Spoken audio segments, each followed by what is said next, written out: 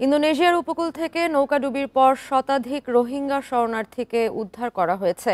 শনিবার এ তথ্য জানিয়েছেন জাতিসংঘের শরণার্থী বিষয়ক সংস্থার কর্মকর্তা ফয়সাল রহমান। তিনি বলেন, পূর্ব আচের উত্তর পূর্ব সুমাত্রা দ্বীপের উপকূলে রোহিঙ্গা শরণার্থীদের বহনকারী কাঠের নৌকাটি প্রায় ডুবে যাওয়া অবস্থায় পাওয়া গেছে।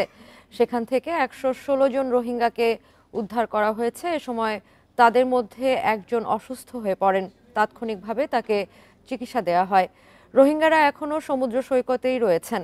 তাদের কোথায় নেওয়া হবে তা নিয়ে এখনও কোনো সিদ্ধান্ত হয়নি। উদ্ধার হওয়া রোহিঙ্গাদের বেশিরভাগই নারী ও শিশু। তারা নিরাপদে তীরে ভিড়তে পারলেও নৌকাটি সমুদ্র সৈকত থেকে ১০০ মিটার দূরে পানিতে তলিয়ে যায়। অক্টোবরে আচে ও উত্তর সুমাত্রা প্রদেশে নৌকায় করে ৪০০ রোহিঙ্গা ইন্দোনেশিয়ায় এসেছে।